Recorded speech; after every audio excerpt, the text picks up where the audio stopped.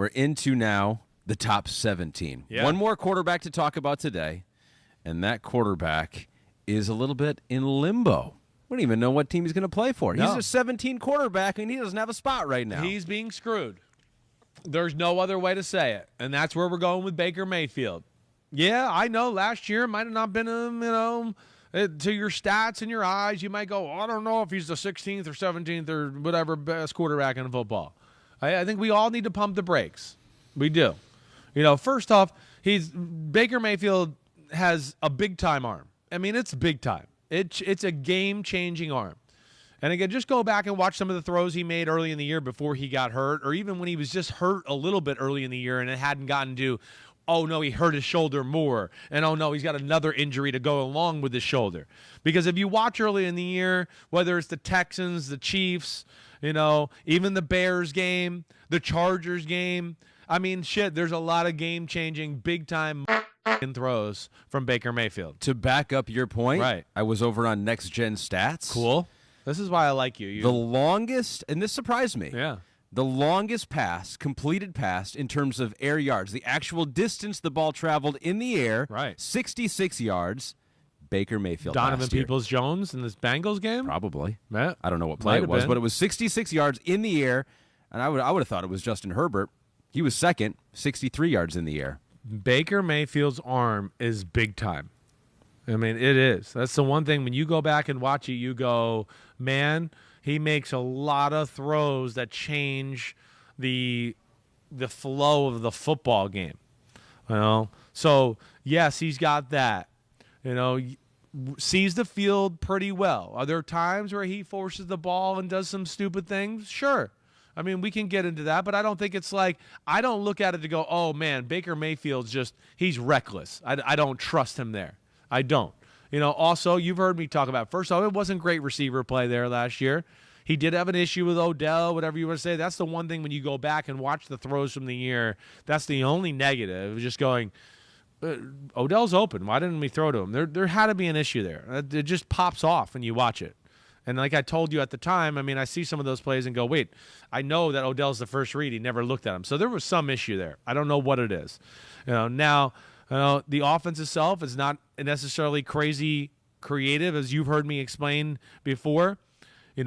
He's not a great athlete to go run for 15 or 20 yards, but he's quick in the pocket, and then he's quick in the pocket again to, wait, I dodged a guy, I missed a guy. Oh, wait, there's a guy going across the field 25 yards down the field. Let me set up and get my arm and boom and let it fly. He can really do that at a high level. So that's where he's great. Now, can he play a little small in the pocket at times? Sure. Yes, that's not one of his best things. Is he going to get outside the pocket like Josh Allen or Mahomes and necessarily make plays like that and then manipulate the coverage and throw, some laser around the field? No, those aren't his best things. No, definitely not. But, again, I think when you talk about Baker Mayfield's effect as a leader, it's pretty damn good. When you get to the physical ability aspect of this, again, his arm is in the top 10, 12 in football for sure as far as strength. And then the decision-making, I don't really have a problem with the decision-making for the second year in a row when I go back and watch it. I think this year where there's some decisions made because, oh, no, I might get hit and my shoulder hurts and I don't want to do that, or, ooh, I'm not healthy and I don't like to throw this throw, so I'm going to pass it off and go to another one.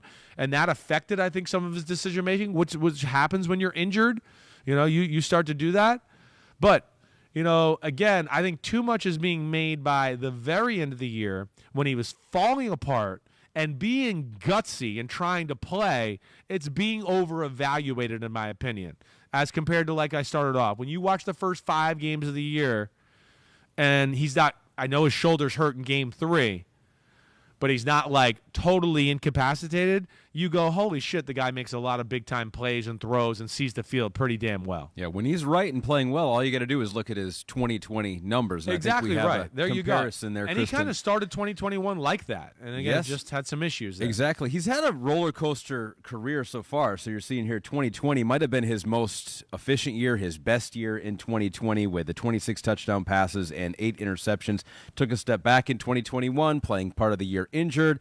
Was a little pedestrian maybe in 2019. Yes. 22 touchdowns, With Freddie 21 Kitchens interceptions. in that group, coming off definitely. of a really good rookie year. So Right. he has had these ups and downs, seems to oscillate every year. So if you're a team that's looking to trade for him, maybe you're like, okay, well, this is going to be his good year. Back healthy again. Yeah, I mean, hopefully. Again, we got to keep in the context, too. He's had a lot of different offensive systems here, all right? And I'm going to just point out, I mean, again, Odell being on the team last year, great, had the injury. But, like, man, what I want people – they don't have a lot of separation guys there in Cleveland. Like, Jarvis Landry and Donovan Peoples-Jones aren't just like – DBs aren't, like, shaking in their boots when they come to the line of scrimmage like, oh, my gosh, I got to cover this guy one-on-one. That's not – they're not known for that. So, again, I don't think, like, the weapons around him were necessarily all that great either to open up the field a little bit and open up some passing lanes for him because these guys can separate from people. I think that's got to be taken into account with this situation as well. There's a lot of good ball left with Baker Mayfield. He's a good player. He really is. He's, I think, better than people give him credit for. I think they're definitely too down on him right now because of the injury thing, and I think people are being unfair.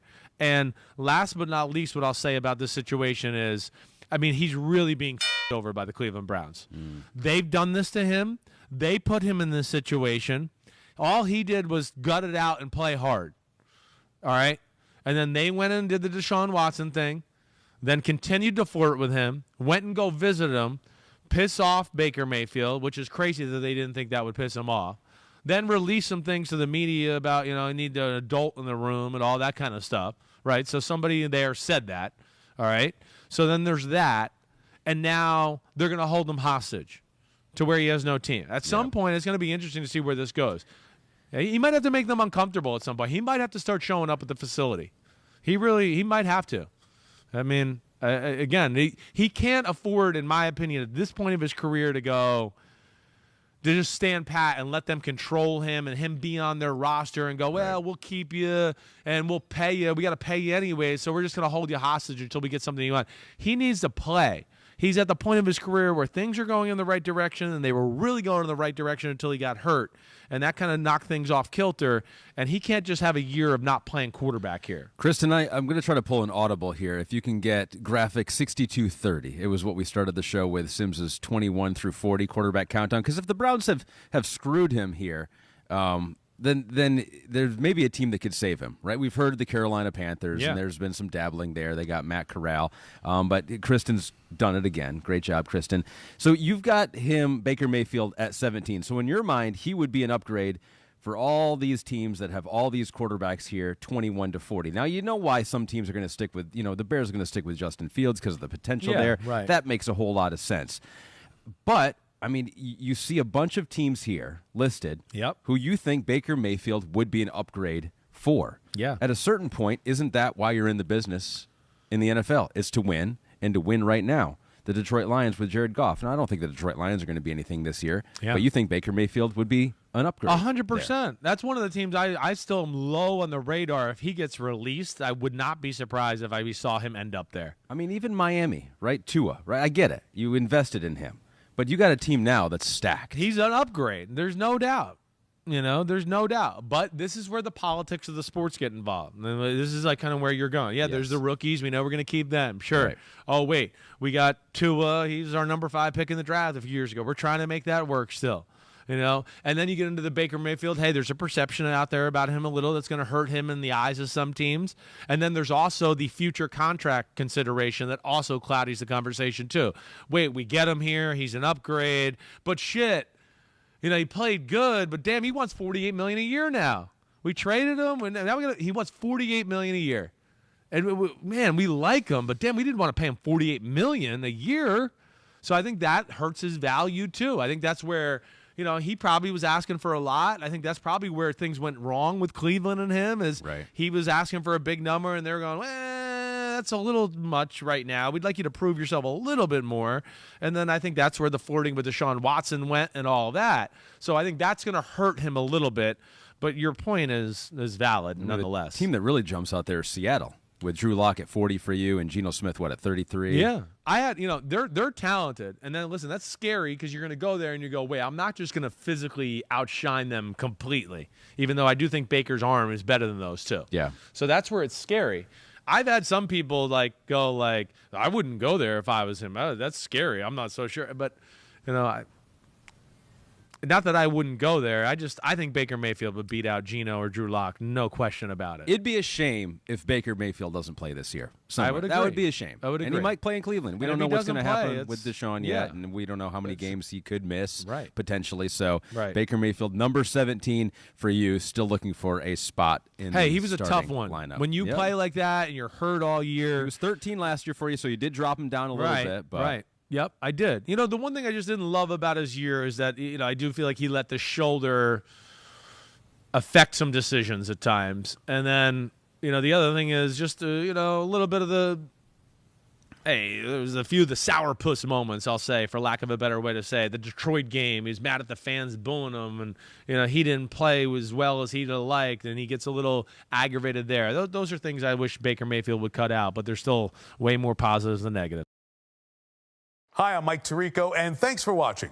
Make sure to hit subscribe for the latest news and highlights from NBC Sports.